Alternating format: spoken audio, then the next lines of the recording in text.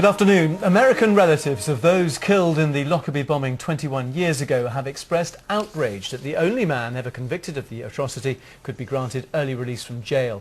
Abdelbaset al-Megrahi, who has terminal cancer, is serving a life sentence in a Scottish jail. He could be released on compassionate grounds as early as next week. Within the last hour, a United States official said they had no information to suggest that the Scottish authorities have taken any decision to release al-Megrahi before he's served his prison sentence.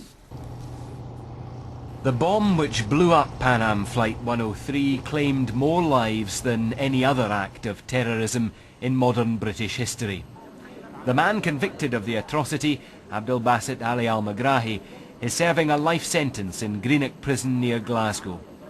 He's also terminally ill with prostate cancer and desperate to spend what time he has left at home with his family. A prospect strongly opposed by many relatives of those killed in the bombing. You don't allow someone who has murdered, premeditated murder of 270 innocent people and let them walk away from their prison term. Sorry, it's just not just, and it's not fair. I am really absolutely dumbfounded at the idea that the Scottish government would release him on compassionate or any other grounds, and if in fact this is true, this is the coward's way out. Yet among the families of the 270 people who died, there are those campaigning for Mr. Megrahi's immediate release. I don't believe he's guilty as charged, and very many other people have similar doubts about this trial and the verdict that it reached, and so I think it would be inhumane, indeed downright cruel, to keep the man in prison to die. It is the Scottish Justice Secretary who will decide Mr. Megrahi's fate. He could leave him in jail, transfer him to Libyan custody, or release him on compassionate grounds. Clearly I've been listening to representations from the Americans, from the families, and indeed all those with a legitimate interest. I now have to reflect. I'm conscious that I have to do so as speedily as possible. Clearly he's terribly ill and there's other factors, but I have made no decision as yet. That will soon change, and the BBC understands preparations are already being made to send Mr. Megrahi home to Libya in time for Ramadan, which begins next Friday. Freed from prison on compassionate grounds, he would also be free to continue his second appeal against conviction. Glenn Campbell, BBC News. So is this move about compassion for a dying man, albeit a convicted terrorist, or are there bigger issues at play, the question of his guilt? As we heard, Abdelbaset al-Megrahi is appealing against his conviction for the second time, and there are still those who believe he was a mere tool in the attack, which was orchestrated right from the top of the Libyan government. Our security correspondent Frank Gardner reports. A joyous homecoming 8 years ago for the other Lockerbie suspect, Liamin Fahima. Libya had expected both its suspects to be acquitted. One was, one wasn't. A verdict that Libyans saw as being politically imposed by the West. But Libya's Colonel Gaddafi was trapped. He knew the only way out of UN sanctions and isolation was to accept the verdict and pay the compensation. Libya today is a more prosperous place as a result.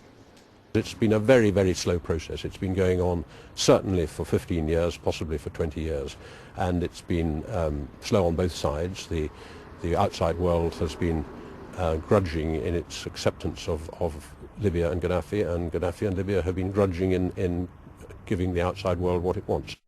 Western energy companies have poured into Libya. It's back on the map and has even cooperated closely with Western intelligence on counter-terrorism. Yet some still doubt whether Libya was the real culprit behind the Lockerbie bombing. 5 months before Lockerbie, this US warship, the USS Vincennes, shot down an Iranian airliner in the Gulf, killing all 290 passengers. The US Navy said its radar mistook it for an attacking warplane. But Iran never accepted this, and hardliners in the regime vowed revenge. Blowing up a US airliner would have had an obvious symmetry, and there were plenty of militant volunteers in the Middle East. But any Iranian complicity in the Lockerbie bombing has never been proven, and the Scottish court found against Libya. These days, Libya has a working relationship with both Britain and the US, its two arch-enemies in the 1980s.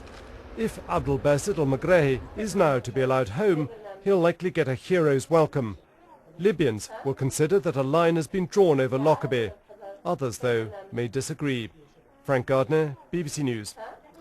Well, let's go to Washington now and get the latest from our correspondent Daniel Sanford. Daniel, you've had some reaction from where you are. They say they got no information, but they stick by their belief that Megrahi should serve his full sentence. Are we looking at a diplomatic row looming here, do you think?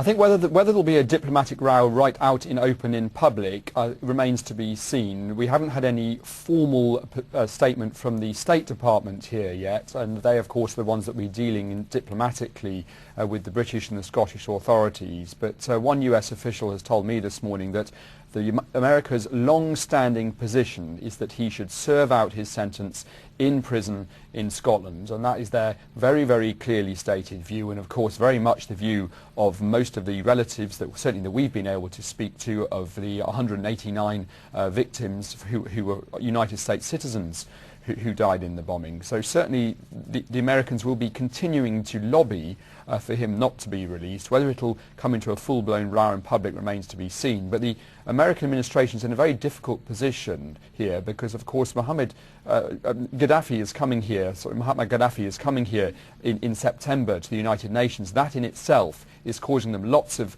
problems domestically. People feel that he shouldn't be coming onto United States soil.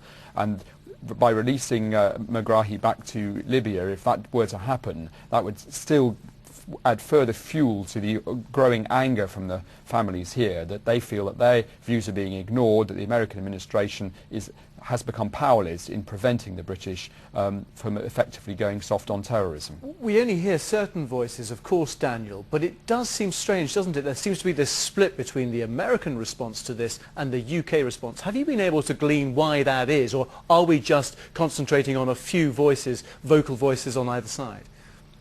I mean, I think it is a few vocal voices on either side, but they certainly have split differently across the Atlantic. And you can't say that the American relatives are unaware of what happened in the trial. Many of them attended large parts of the trial. Many of them attended the appeal, and some of them have even been involved in attending preliminary hearings for the second appeal. So some of them have followed this very closely, and they've come to the clear view that Megrahi was involved in bombing the flight setting off the bomb which killed their relatives. And quite why it's split differently between Scotland and America is slightly unclear. What is certainly true is that the American relatives here will remind you again and again that this was the worst terrorist attack on American citizens before 9/11, and they like to be seen as being part of that general view, and sometimes they feel they're being ignored because 9/11 happened after that, and they want their voices to continue to be heard